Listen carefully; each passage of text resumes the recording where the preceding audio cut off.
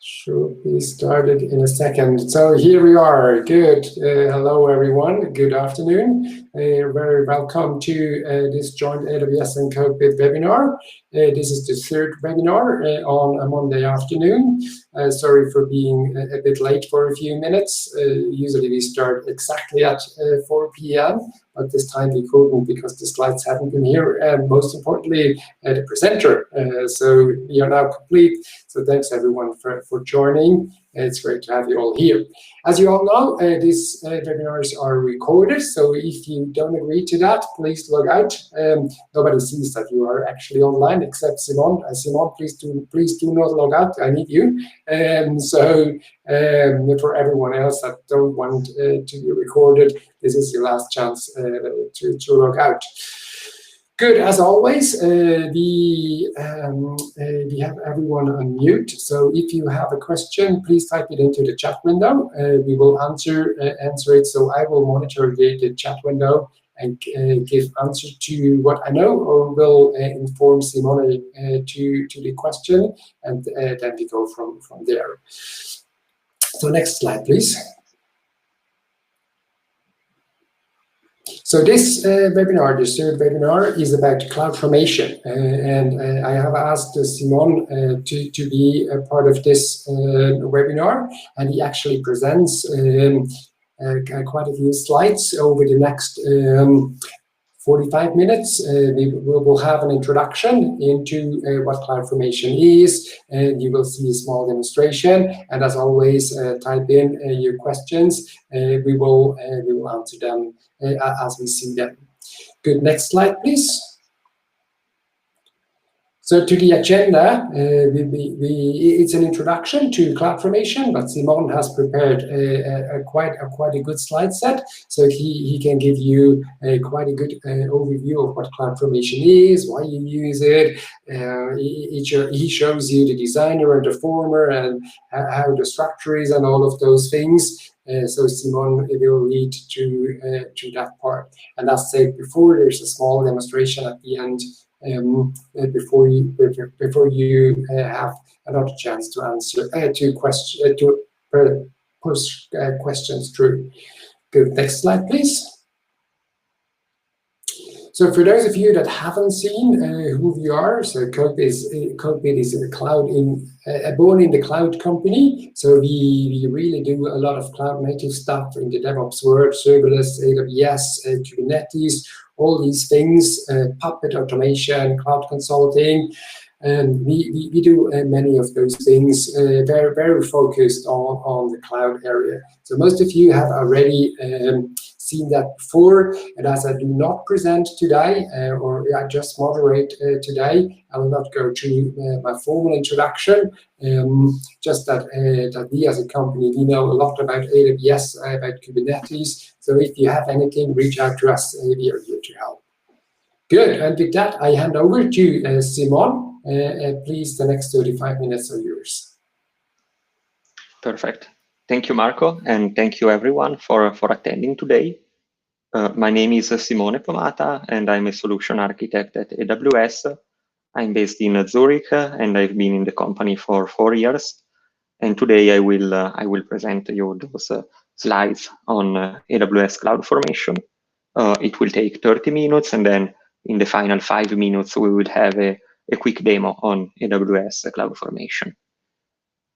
So we can start. What is CloudFormation? So CloudFormation is a service that allows you to model your entire infrastructure in text files. And those text files are called templates, and they become the single source of truth of your infrastructure. And having those templates helps you to standardize the infrastructure components and to reuse those components across your organization. And this also enables faster troubleshooting in case of issues. And AWS CloudFormation starts from those templates and provision your own resources in a safe manner and a repeatable manner.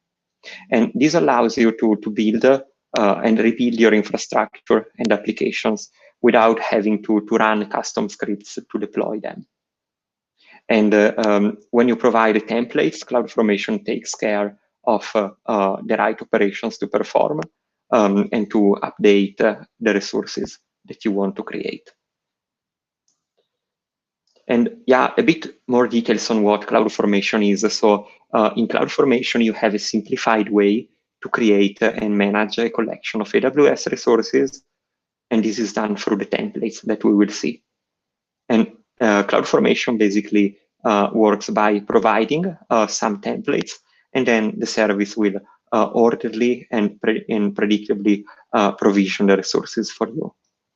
And this way you can define your own infrastructure in those templates, and you can version control those templates in the same way that you version control your own code. And you can deploy those templates using either the AWS Management Console, or you can do it through the command line interface, or also with our API or SDK. And AWS CloudFormation doesn't have any cost. You only pay for the resources that you provision. The AWS templates are defined as either JSON or YAML, and we will dive deeper later on those formats. You can define resources in those templates, but you can also use additional functions, for example, intrinsic function or condition to add some logic to the templates. And then you also have some additional features in the service, such as CloudFormation Designer, that allows you to design the templates not from scratch, but from a UI interface. And then we also have CloudFormer that allows you to export existing resources into templates. And the fourth concept here is the CloudFormation stack. A CloudFormation stack is basically a single deployment of a template. And here we have an overview on how CloudFormation works. So the first component is the template. So the template, as we said, is a YAML or JSON file that describes your resources, and you create these templates. Then you upload those templates in either from a local path, or you upload them to an S3 bucket. And once they are there, CloudFormation can provision a stack out of it. And a stack is basically the list of resources that you defined in your own template. And yeah, this is what infrastructure as code is. So you have this template, and from this template, you can provision your resources. And you can also reuse a template. So maybe you have a template that describes your application, and you can deploy it maybe 3 times. So once per dev environment, once per test environment, and once per production environment. And you can do things like parameterizing something. For example, if your template uses EC2 instances, you can parameterize the family and the size, so that you can use maybe smaller instances in dev and test and larger instances in production environments. And another thing that you can do with templates is, as I said, version controlling. And having things like version control and storing your templates in a repository allows you to do things like CI/CD pipelines, so that you can create the same pipelines that you use for your own code, also for your infrastructure. And yeah, as I said, we have a couple of options for creating the templates. So the first language that you can use is JSON. And JSON is kind of similar to XML in some sense, but it's a bit lighter. And I guess most of you, if not all of you, already know JSON. And the other way that you have to define those templates is YAML. YAML is a more human-friendly, readable format compared to JSON.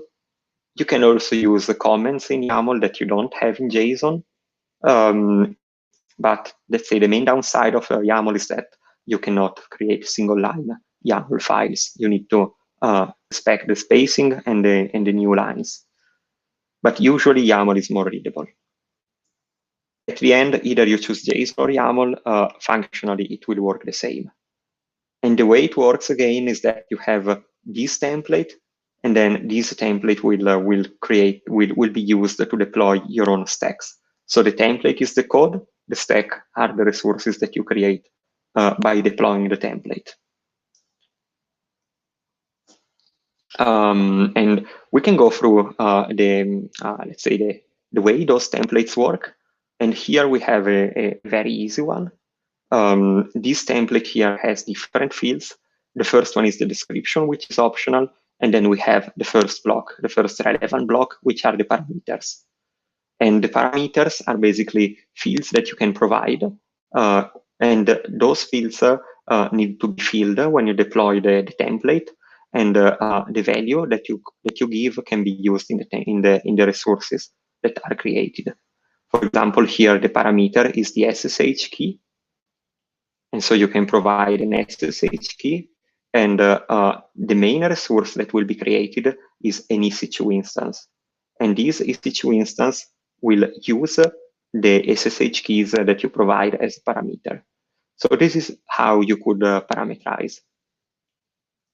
And then you have also the outputs from the template, which is basically a list of strings that the template will output so that you can reuse those in other parts of your infrastructure. And as I mentioned, you create those templates via JSON or YAML, and you can do it from scratch. You can do it starting from the samples that we provide, or you can do it from CloudFormation Designer.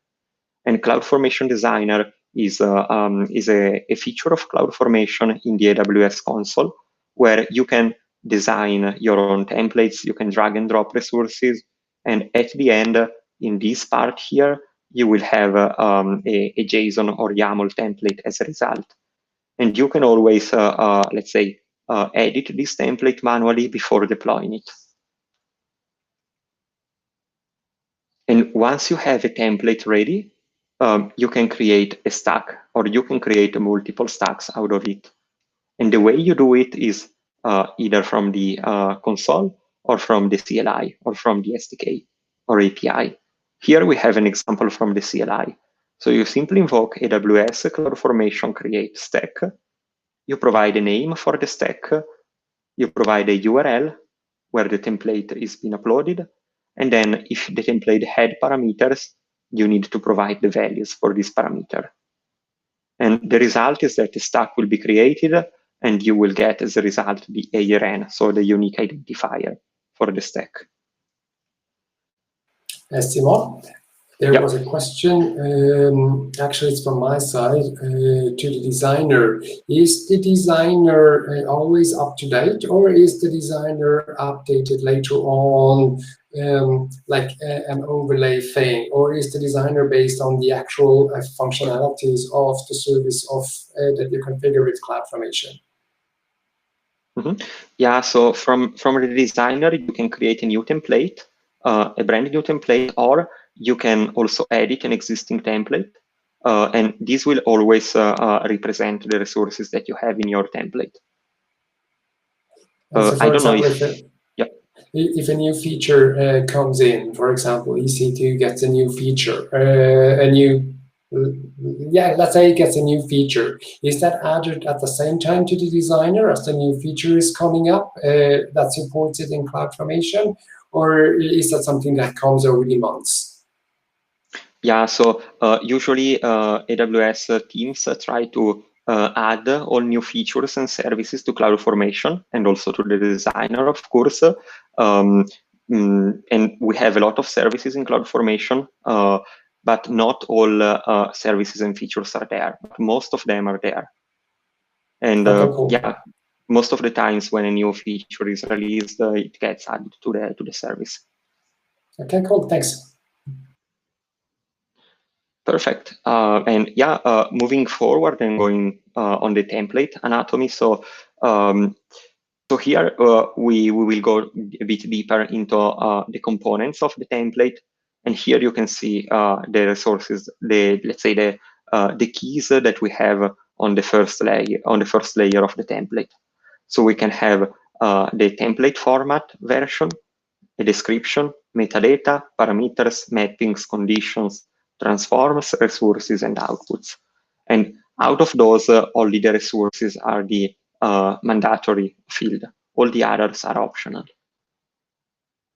And here you can see all of them, and they are all documented in our references. And we will quickly go through each of those so that you get a good understanding on how a template works. So the most important part of the template, which is the only one required, is the resources part. And in the resources part, you will define actually the resources that will be deployed by the template.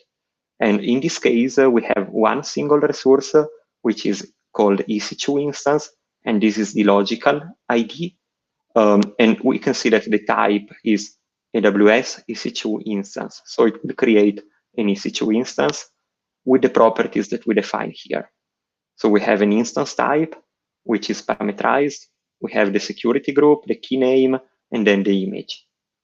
And yeah, today we support more than 459 resource types, which is also connected to the question that I answered previously. And we always grow the number of resources and features that we support in CloudFormation. And yeah, resources were the first part. Another part that we have is format and also description. You can add in the format the format of the template to be used. Currently, we only support version 1, which is this version, and then you can add an optional description. You can add also metadata. This won't really affect the resources provisioned, but this can be any key value that you want to add to your template for any reason. And then there's the parameters part, and parameters are basically values that you will input when you deploy the template. So you can set a parameter or more parameters in your template. In this case, the parameter is S3 name param, which is the name of an S3 bucket. And when the user will deploy this template, it will be required to enter a value for this parameter. And then in the resources, an S3 bucket will be created, and the bucket name will be the parameter. So you can see the reference to the parameter. And in this way, you can parameterize your own resources. And you can enter parameter of different types. You can have strings, number, lists, and you can also have AWS specific parameters, such as subnets or key names, and so on. And here you can see some of the AWS specific parameters. So you have the availability zone, where you can pick an availability zone, EC2 image, instance, key pair, security group, subnet volume, VPC, and so on. And the good thing of using AWS specific parameters is that those parameters will be validated before deploying the stack. So if you provide an image ID which doesn't exist, the stack won't be deployed. So you have this validation. And also we have SSM parameters that you can use to refer to external parameters or secrets. So we have this system manager parameter store service, which is a service where you can store any parameter, including secrets. And this way you can refer to those parameters by referencing them. And you don't have to hard code those parameters or secrets in your template. You have them stored safely in S3, and then you refer to them from here. And then we also have intrinsic functions, and those functions allow you to add some logic to the template, and also to add some additional functions to the resources that you want to create. So you can do base64 encoding. You can provide CIDR ranges. You can get attributes. You can get disease, and so on. And then we have intrinsic functions, which are conditional, and those are functions that you can use to add some logic. And then finally, we have pseudo parameters. And those pseudo parameters they work very similarly to the other parameters, but they are not evaluated by the user when the template is created. but they are evaluated automatically. So depending on where you deploy the stack, in which account, the account ID will be evaluated, and the same goes for region, stack ID, stack name, and so on. And you can use all of those in any part of your template. And then let's go quickly into the functions. So the first one is a select, and select, you can see it here. It allows you to select one value from a list. For example, here we have select index 0, so the first value from a list, which is DB subnet IP block. And this list is a parameter. So as a parameter, you can provide a list, and then here you select the first value. We have a function which is called join, and join allows you to join multiple values with a delimiter. In this case, the delimiter is the new line.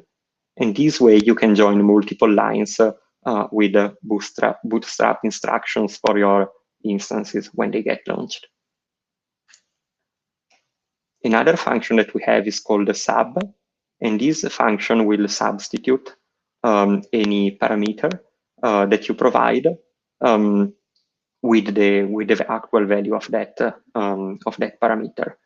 And the way you use it is that you use this notation with $ and the brackets, and then within those you enter the values that the parameters that you want to evaluate, and this will evaluate for you. We have another function which is called ref, and the way ref works is that it can reference other parameters or resources. So the first use case is that you can reference parameters. So maybe you create an elastic IP, and you want to attach that elastic IP to an instance that you also created in the template. And the way to do it is to reference that instance there.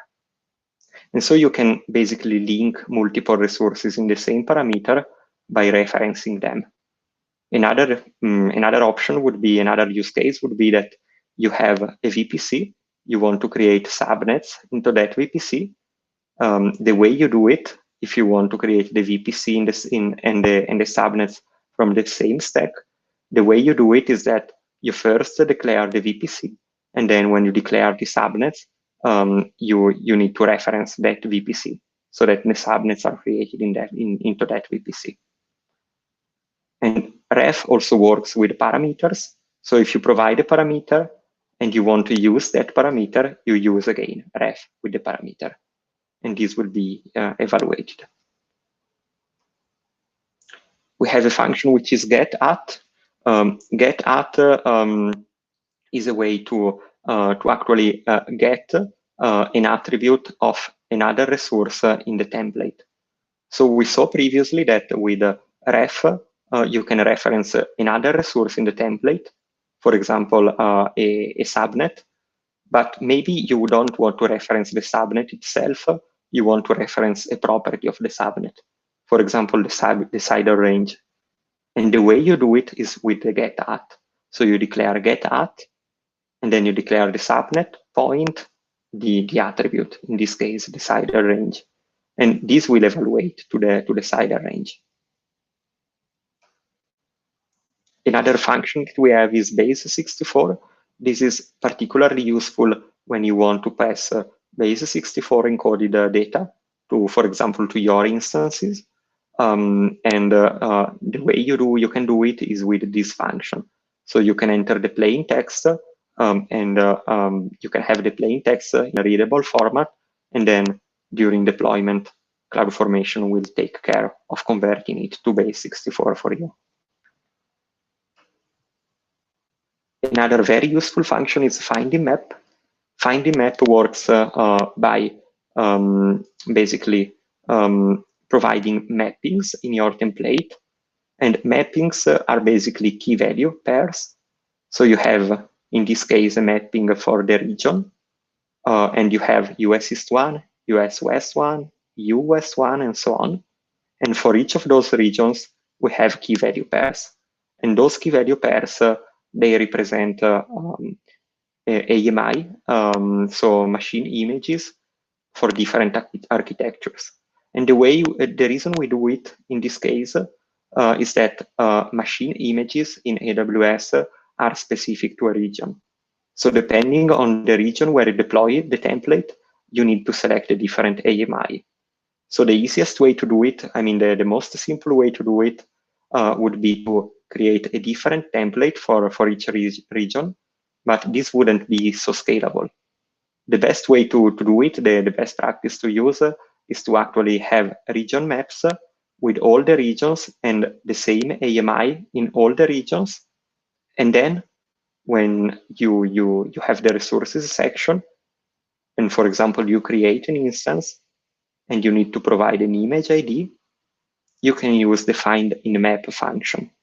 And this is very similar to a switch function that you have in JavaScript, for example, to a switch statement. And finding map works by providing the mapping ID, so region map, then the region ID that you want to use. And in this case, we provide a reference to the pseudo parameter region that will evaluate where the region where the template is deployed. And then you provide HVM64, which is the architecture that you want to use. And in this way, you can deploy the template in each region, and CloudFormation will take the HVM64 AMI of the right region. We then have conditionals where you can add if, and, or, not, and so on. And this allows you, for example, to provide, to create resources only if some parameters are there, or maybe to create them in a different way.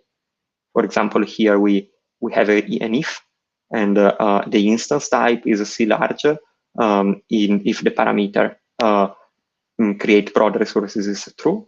Otherwise, it will use other instances. And then at the end, we have the outputs, and the outputs are basically the values that will be output by the stack when the stack is created. And the reason you may want to use output is that the outputs of one stack can be imported into other stacks. So maybe you have a single stack for your own VPC, and you have multiple stacks for instances that are launched in that VPC. In that case, you can output the VPC and the subnets, and then you can import those in the VPCs of the instances so that you don't have to hard-code them. And yeah, we talked about creation of stacks and also the format of the stacks. But one interesting thing in CloudFormation is that you don't need to delete and recreate a stack when you want to update it. You have a function to update it, and it is update stack. You simply provide a different template or different parameters, and CloudFormation will take care of recreating the resources for you, or just updating them if needed. And when you create an update, you can either update the stack directly, or you can create a change set. And if you create a change set, you will see which resources will be updated by the new template, and you can either accept or reject the change.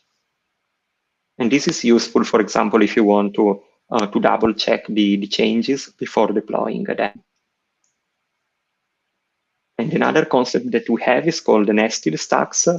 This is particularly useful if you want to keep your own templates smaller, so you can break them into multiple stacks and you can nest them. So you have a root stack that can reference other stacks, and this can be a hierarchical thing. And if you use nested stacks, the other templates can reference values from the, so yeah, basically the output values of the child stacks can be referenced from the parent stacks. So the root stack will be able to reference all the other stacks, but all parents will be able to reference all the child. In this way, you can keep your templates smaller and more modular. And another stuff that we have is cross-stack reference. Cross-stack reference is different from template from nested stacks, because with nested stacks, you basically nest different stacks. With a cross-stack reference, you basically have one stack that you can reference from a number of other stacks. And the way you do it is by exporting values from the first, for example, from the VPC stack, and then you can reference for example, the subnets in all the stacks that create load balancers or databases or virtual machines in that subnet. A question to that, Simon. Yeah. In the past, we have used export and outputs that cross-stack reference quite a bit, but over the last 2 or 3 years, we have started to move off of this cross-stack referencing and have started to use parameter store. What's your opinion on that? Which one is more scalable and more easy to use? Mm-hmm. Yeah, actually, they both have their own use cases. The good thing about having a cross-stack reference is that you don't need to really care about storing a parameter somewhere. You just create a VPC, and then you reference then VPC in other stacks. But then if you have, I don't know, some use cases where you want to store for any reason a parameter or maybe even a secret, then you can use a parameter store and always reference values from parameter stores through the parameter store integration that we have seen in the previous slides. So both options are valid depending on the use case. Okay, thank you for that. Perfect. Yeah, and yeah, one of the last topics here is CloudFormer. So CloudFormer allows you to export existing resources into a template. So maybe you have some resources, for example, a VPC or a virtual machine that you created manually, and you want to manage those into CloudFormation without recreating them. The way, so you want to export them into a CloudFormation template without writing the template from scratch. The way you do it is with the CloudFormer. So you simply click on Create Template in CloudFormer, you select the resources that you want to export, and it will create a template for you. Just keep in mind that it is on beta, and you should not use it in production. It is useful if you want to create a quick template, maybe for testing purposes, but then always make sure that you revise it manually and that you make it production ready yourself. How is your experience with CloudFormer? So I had worked with a client that tried to use CloudFormer, and it spit out CloudFormation, but it was long spaghetti code. So how is your experience with it? Yeah, so actually, it's as I said, it's a beta service, so it's not intended for production. Yeah, one of the reasons is that CloudFormer will create quick templates out of your resources, but maybe those quick templates can be not super easy to read, and also they may not have logics in terms of resources prioritization. So maybe if you create a template manually, you do things like deploying first the VPC, then the instances, and so on. CloudFormer may not be able to create all those advanced things. So again, it can be a starting point if you want to quickly export some resources into template, but it shouldn't be used for production. Cool, thank you. So it seems that we as humans are still valuable here. So AI will not replace us with creating these CloudFormation templates any day soon. Yeah, exactly. Yeah. Cool, thank you. Perfect. Yeah, and the last two topics, last two slides. So stack sets. Stack sets is a feature that allows you to have a single template and deploy it with one click in multiple regions or multiple accounts. This can be useful maybe if you have a workload which is in multiple regions for keeping the latency low. Or this can be also useful if you have a multi-account organization and you have the same template to be deployed in multiple accounts. And finally, this slide on the Cloud Development Kit, also known as a CDK. CDK is a way to define your infrastructure as code. And when I mean code here, this is not YAML or JSON. This is code. This is your favorite programming language. So you can use Python, you can use JavaScript, you can use TypeScript, Java, C#, and also Golang is coming soon based on a lot of customer requests. And the way it works is that instead of writing JSON or YAML, you use your programming language to define your infrastructure. You use classes, methods, and yeah, it's you can create your own classes. You can extend them, and at the end, when you have your code ready, you can deploy it. And when you deploy it, CDK will first create a CloudFormation template out of it. So it will compile this code into a CloudFormation template, and then it will deploy the template, the CloudFormation template as a stack. But let's say the main point is that you don't need to worry about JSON or YAML anymore. You simply write code in your familiar language from your IDE, and then from that the resources will be created. And this can be useful if you want to do things like loops or maybe having or maybe joining having this CDK code in your own systems and so on. And so we see a lot of customers using that instead of using the plain CloudFormation. And yeah, with that, I think we can move to the demo. Maybe Marco, in terms of timing, how much time do we have? Do it in 5 minutes as you have planned. Please. Perfect. Perfect. So yeah, I have this demo ready, and I will go here to the management console, and I will go on CloudFormation, and I will create a couple of resources. So in order to create resources out of a template, I need a stack, and I have a stack on my computer. And from this CloudFormation console, I can click on Create a Stack with new resources. And then I can either provide a file in S3 or I can upload it from my computer. And since I want to upload it from my computer, I choose the file. And the file here is dynamodb table.yaml, we created before to generate a table. I open it. I click on Next. And here I have a couple of parameters. So I move quickly to the template itself. So this is the template.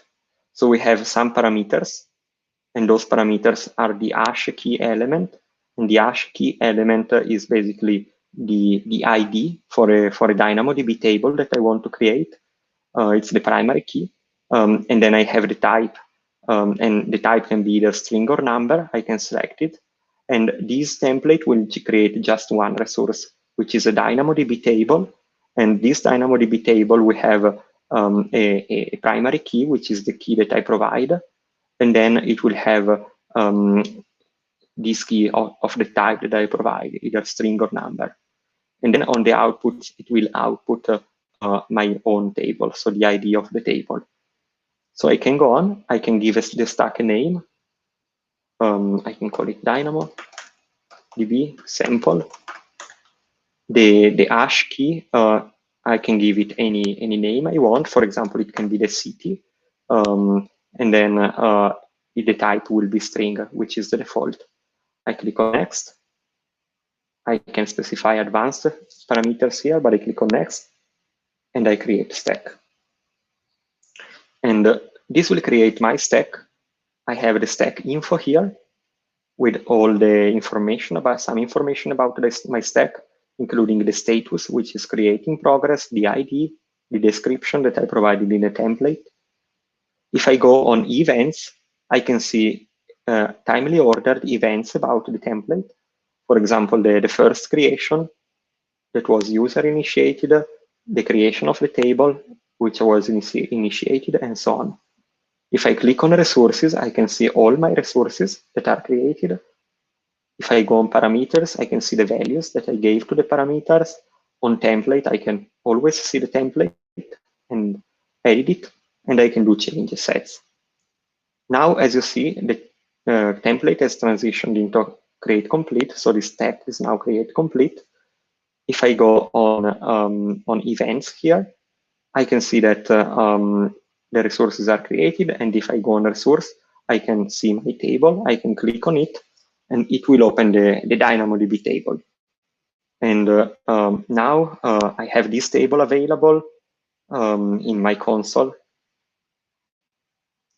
And from here on items, and this is DynamoDB, which is a different service. This is a serverless database for storing key values and documents.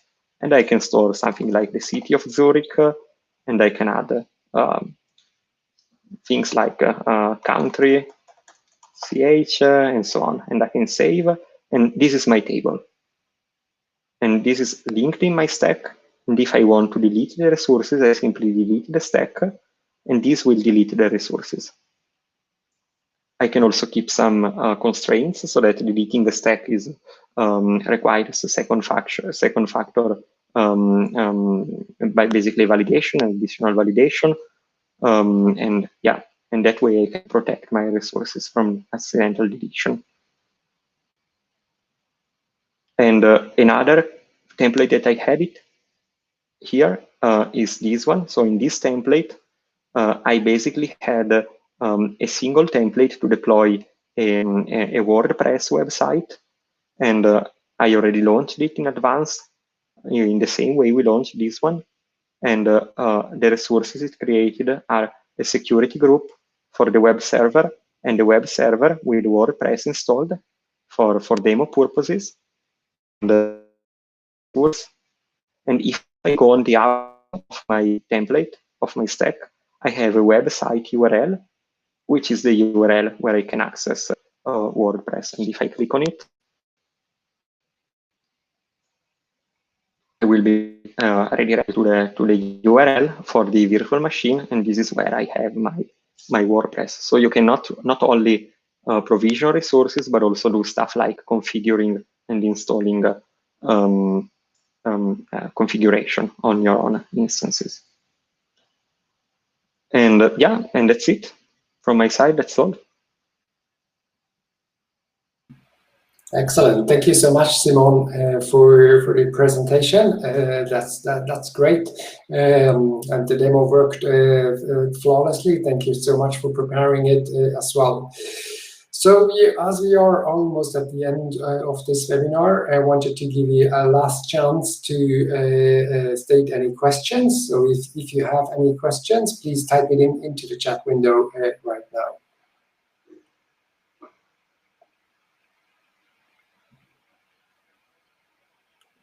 So someone is typing, so let's wait a bit.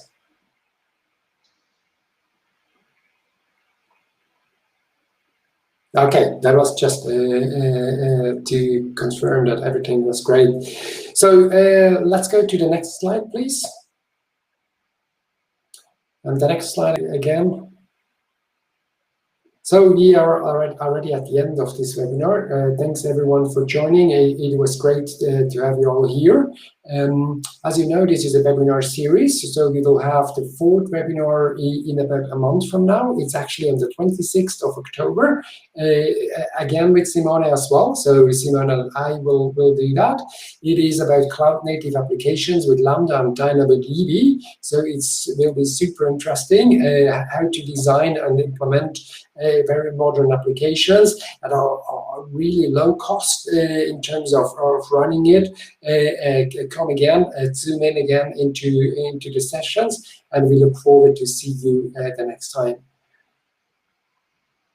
Okay, so there is actually one question that came in, and the question is, are there major differences between CloudFormation and Terraform?